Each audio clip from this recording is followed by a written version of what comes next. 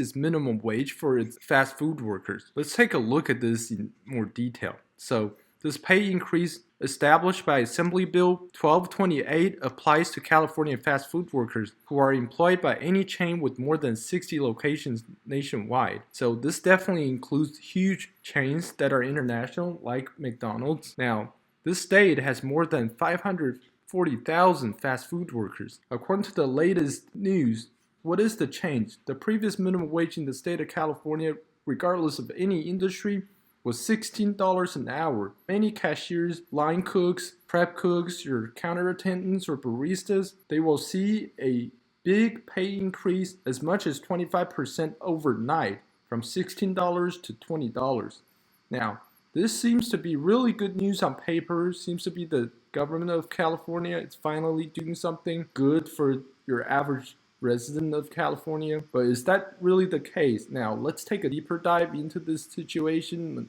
Let's do some analysis. So here's another news that might surprise you, that this was just reported, went viral online, that McDonald's new $25 quote-unquote deal. Now, this deal includes 40 nuggets and 2 large fries, and this was $25 plus a sales tax. And you would think for a grab-and-go fast food chain like McDonald's, it shouldn't be this price. I mean, you could probably get a pretty gourmet meal with this $25 figure, but this is for McDonald's. That is shocking, and this seems to be the new normal. So why is this the case? Now, we all know since the pay increase, McDonald's stock price has dropped a little bit, and we also know that McDonald's is a company. Well, it is a corporation, and on paper, what does a corporation do? A corporation, it operates mainly for the fiduciary responsibility of its shareholders. And what do shareholders of a company usually want? Why do they invest in a company and hold its shares of stocks? Well, they mostly do that because they believe they can make a profit, that the stocks will keep going up,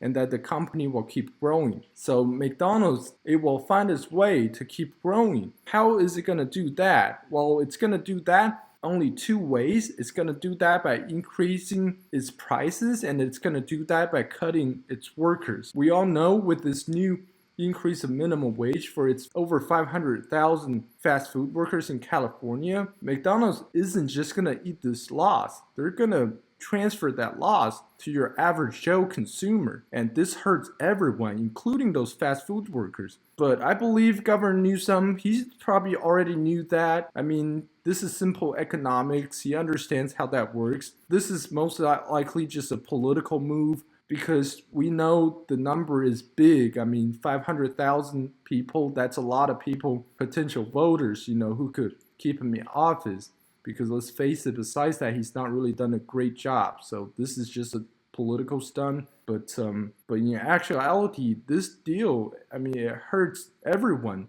It hurts your average blue-collar worker, your truck driver, mechanic. It even hurts the fast food workers that it claims to help by raising their pay. I mean, it might look good on paper, but because of the increase, McDonald's, like I said, they're not going to eat this loss. So they're going to fire a lot of those workers. So a lot of them are going to lose their jobs.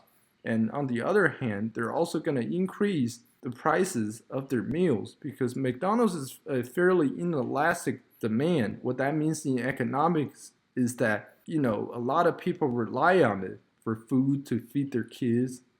As sad as it may be, that is the reality. McDonald's, by raising its prices, I mean, they probably could get away with it, but your average person really can't.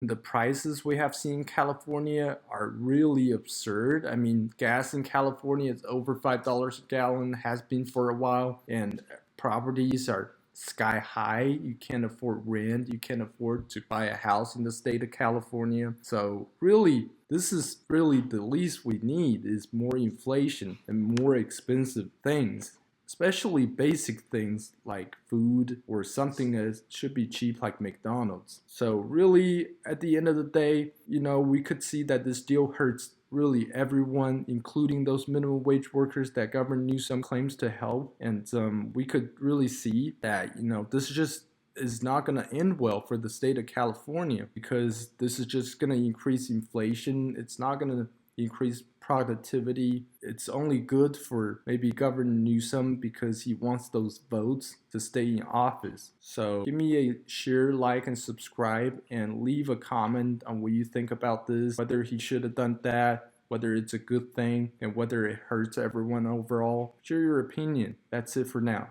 Thank you. Bye.